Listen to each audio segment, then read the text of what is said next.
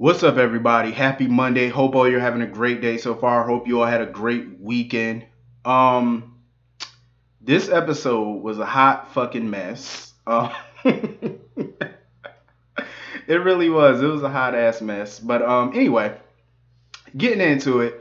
First of all, Maxie, it's like I don't see her leaving Crimson ever. Like I don't never see her leaving Crimson. Crimson is like a child to Maxie. You know what I'm saying? Like that shit is her life.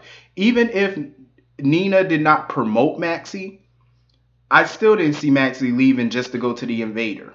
You know what I'm saying? I didn't see her leaving at all. But I am happy Nina promoted her though. Like I've seen Maxie go through at least three different positions on this show on Crimson. She started out as an assistant in 2007. Then she got promoted to fashion editor, and now she's creative director. That's amazing. You know what I'm saying? Like that's really fucking amazing. You know, the brand new creative director. And I love that because Maxie has fresh ideas. You know what I'm saying? Even when her and Nina were sitting there talking about the new ideas and stuff that she want to come up with and stuff, Maxie, yo, she should be owning that magazine. I'm just saying, like, I've always felt like Maxie should be the main boss of Crimson because she knows that magazine. She knows the fashion industry. It's what she loves. You know, she has a passion for it. So I can't see her doing anything else. But I love that though, and I love the friendship between Nina and Maxie. I really do because they could sit there and talk. And Nina, she could just unload on Maxie. You know, I love that because that's what this show I feel is lacking sometimes. I feel like it's friendships that are lacking. You know what I mean? Because you don't see a whole lot of friends on this show. You don't. Um, but I do feel bad for Nina though because Nina's always wanted a family. Because it's clear that she never got that love from her mother growing up, obviously. So you know, Nathan was really the only person she really loved. You know what I mean? Like other than Silas when she married him. But she always wanted a family and a child and stuff, and she felt like that was taken away from her. Um, I know some people are thinking Nell should be her daughter. I don't agree with it. I'm gonna tell you why. Because what drama does it really bring? You know what I'm saying? It doesn't bring any new storylines. Not really, because Nell's off the show. So it doesn't do anything. You know what I mean? Chloe's not coming back. So what does it really do to have Nina and Nell be mother and daughter? What does that do? All it does is probably open up for a custody battle for the baby when Michael finds out that his baby's alive. That's all that it's gonna do. And even then, I feel like that's not really a good drama piece. You know, I just feel like it's kind of corny. And then all it does is put Nina in the Corinthos orbit. You know what I'm saying? It basically puts her in Sonny and Carly's life forever because of the baby. And I don't want that for Nina. I think Nina needs to be separate from the Corinthoses. Besides, it also gives Sonny and Carly a new storyline, and God knows they don't need any more storylines. They have plenty. So I just don't see it. As far as Kiki being her daughter, I feel like that's the better choice. It's the way better choice because think about it. Ava and Nina have history because of Silas, and Nina was always pissed at Ava for sleeping with her husband. But they kind of buried that hatchet in a way, kind of. They stayed away from each other. But if the truth comes out that Kiki is her daughter, it reignites that feud. You know what I'm saying? Which opens up for new drama, more drama. You know what I mean? Plus, it intensifies Kiki and Ava's current beef with each other. It intensifies it. And the material that you can get out of this storyline would be amazing for the actresses. Totally amazing. So I would rather go with the Kiki as Nina's daughter rather than Nell. It just makes sense from a storyline drama standpoint. You know what I mean? And for future years to come. You know, it just makes for a better drama and better storytelling. Um, I love the scene between Madeline and Valentin. Madeline basically showed how conniving and cutthroat she can be. Like she knew the information Valentin wanted, but she told him the truth. Like, yeah, Nina did have the child, and she gave the child away. She put it up for an illegal adoption, basically. Um, but she's not going to tell him anything about the child until he secures her release because he was going to hire Nora Buchanan. So you mean to tell me Nora's no longer DA of Landview? Because Nora was DA of Landview since 2005, and it just seems the way that Valentin is talking like she went back to just being a defense attorney. Um, I wouldn't blame Nora if she went back to being a defense attorney, honestly, because her as DA, I mean, Nora, not to throw dirt on Nora Buchanan, but she was not that amazing as a DA. I'm just saying, she wasn't. I listen. You could listen. People could come in the comment section and argue with me about that, but if you really watch One Life to Live, she was not that great of a DA. I'm just saying, she's better off as a defense attorney. I'm just saying, it was more her. You know, defending criminals is more her thing rather than putting them away. You know, she just wasn't that great. Um, And I remember when she had all the evidence against the criminal, they still slipped through her fingers. Still slipped through her fingers. Bo, John, they could all get the evidence that she needed to put them away, but she still wouldn't get the job done. It was like, how are you not putting these criminals away like that? You know what I mean? Like, it was ridiculous. But anyway, I think Madeline was smart on that aspect though. Like, she was just like, I ain't telling you shit until you get me out of here. But at the same time, she was dumb because you obviously didn't do your homework on Valentin. And Valentin pointed that out to her. He was like, trust me, I've got more done on small information before. So even though he doesn't have all the information, Valentin has resources. He got money, he got contacts. All you gotta do is make some phone calls, throw some money around. He could find some shit out with or without her help. You know what I'm saying? So she kind of screwing herself here because this man was basically going to throw you a lifeline. You know what I'm saying? He could have got you out of prison, but you want to sit there and try to play hardball. First of all, beggars can't be choosers. In this case, you need Valentin more than he needs you. I'm just saying. Like, he needs you, but he don't need you. You know what I mean? Like, he could get this shit done without you. You need him way more because you're the one, at the end of the day, he's free. He got millions of dollars. He's going back to a castle to sleep and eat filet mignon. You're going back to a 2x2 cell eating ham sandwiches and sucking on a lollipop, a little Tootsie Pop that they give you. You know what I'm saying? Like, that's what you're doing. So at the end of the day, you need him. So I would have jumped on that deal if I was her. I'm just saying. Um. So anyway, yeah, this storyline is getting interesting. I will say that. It's about time they explore Nina's child because I always had a feeling her child didn't really die. And I'm glad that they're playing this shit up now. Um, Lulu and Chase, they are definitely Kim testing them. Definitely. I know some of y'all in the comments might come in the comment section and say y'all would be okay with the two of them being together. I'm sorry, but no. No, not for me. That's a big no for me. I think Chase needs to be with somebody like Kiki, somebody around his own age. Not saying Lulu old or nothing, but Lulu comes with a lot of baggage. She does. Like, she comes with a whole lot of baggage. Like, why would no. No, no, no. I mean, Kiki comes with a little bit of baggage, but nothing like Lulu's. I'm just saying. Like, I mean, if Michael don't get with Francesca, what about Francesca and Chase? I'm just saying, like, I like Francesca, y'all. I really wish that they would give her a real storyline, like put her more into the show. Like, I like her character. I liked her character from the first moment I seen her and got, we got more out of her. Like when she was talking to Michael and they went on that date. When she went on that date with Michael, I liked her even more. I liked her personality even more. I think she could be a good fit. So yeah, I don't understand why Chase keeps blaming himself for that whole nail situation. Like, it's not your fault. You know what I mean? Like, shit fucked up. Okay, yeah, partly it was the PCPD fault because they should have put that plan, made it a little bit better. But you can't keep going around drowning your sorrows in alcohol. It's like, it's what's done is done. You know what I'm saying? You can't keep doing that. I actually liked the conversation him and Michael had. Him and Michael just sitting there and them little chicks over there in the booth, they bought them a drink. I was looking at Michael and Chase like, y'all better get on that. You got two cute chicks sitting there buying y'all a drink. Y'all better get up on it. I'm just saying.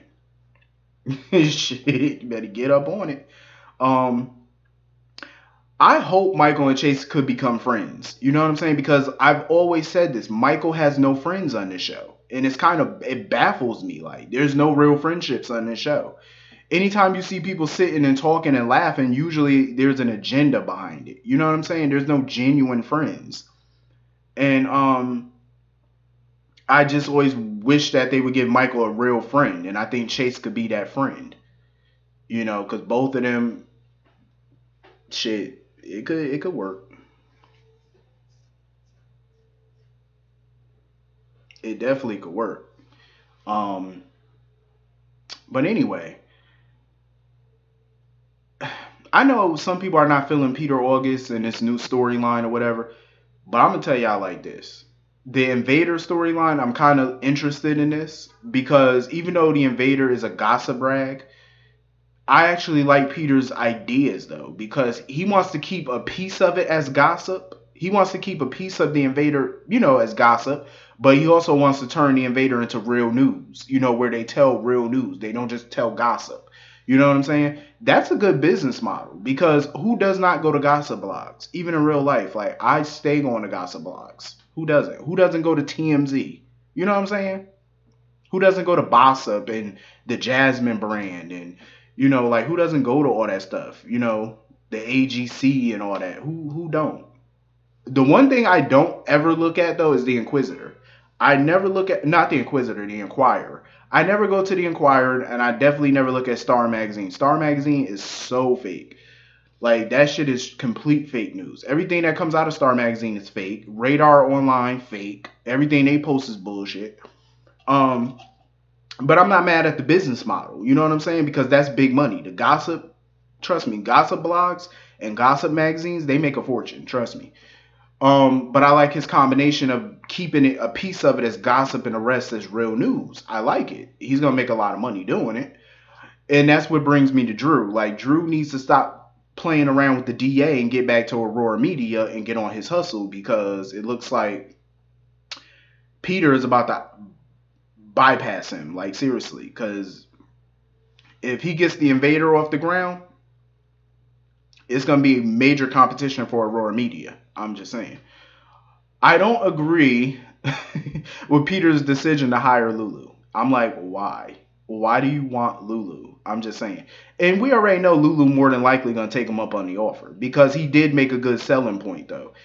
If she stays at the press, she's never going to be top billing because you got so many writers that work for the press, so many journalists that work for the press who've been there for years. They've been journalists for years.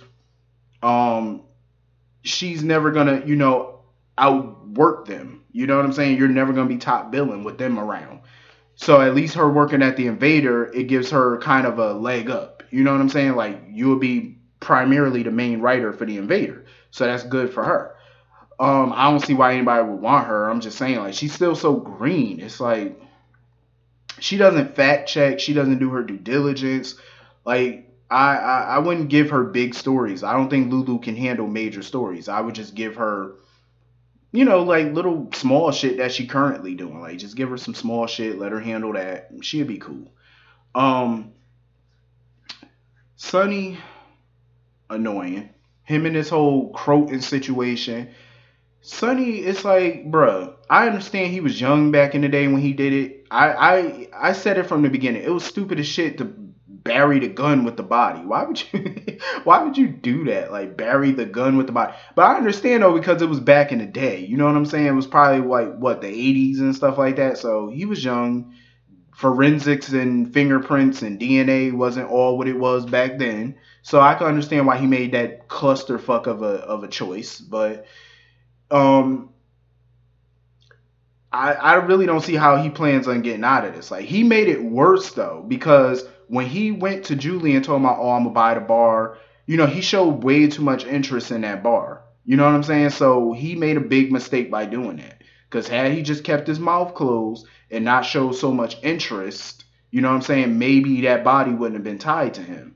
You know what I'm saying? It probably wouldn't have. But then again, that gun is buried with it probably, so that's gonna fuck him in the long run.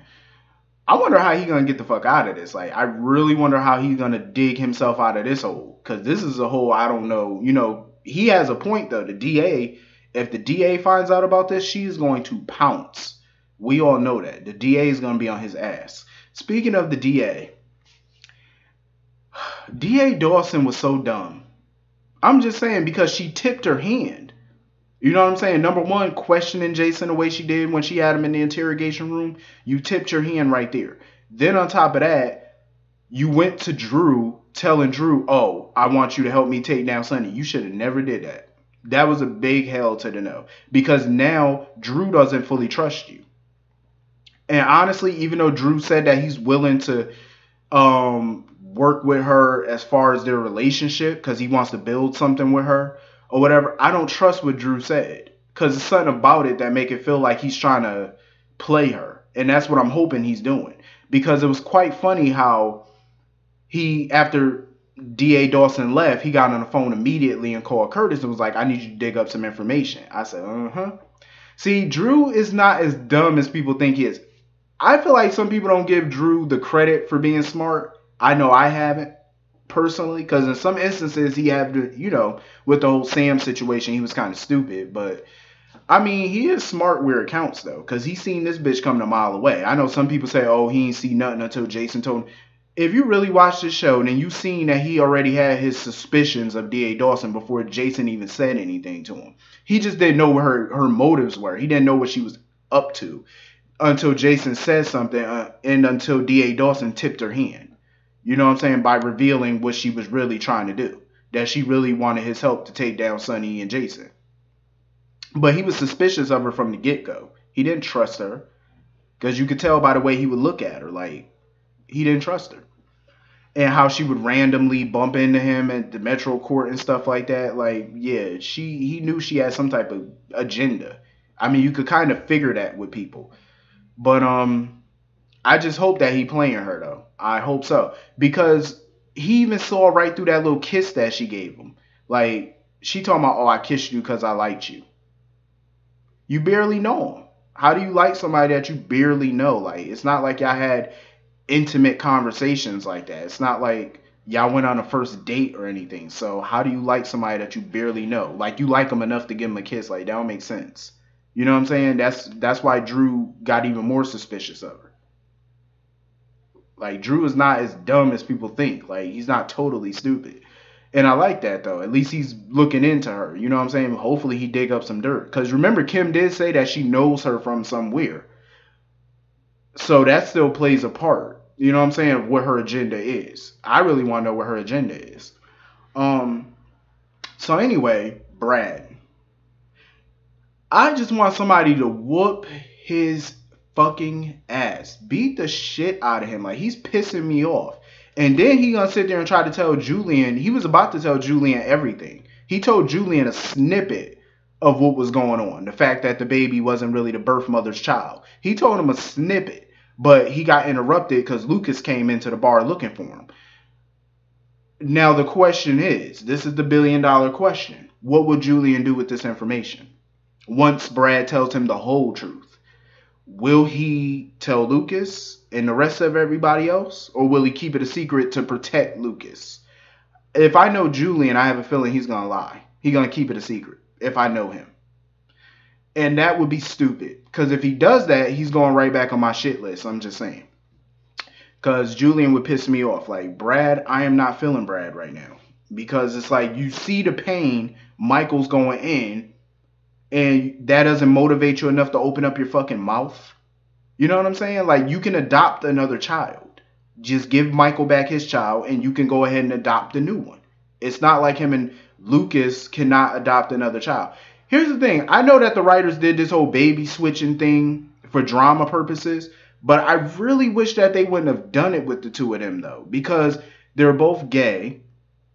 And the reason I say that is because I wanted to see how it is for two people of the same sex to adopt a child. How hard it would be. You know what I'm saying? I wanted to see the journey that they went on with this. You know what I'm saying? I feel like the writers kind of ruined it with that by doing a baby switch.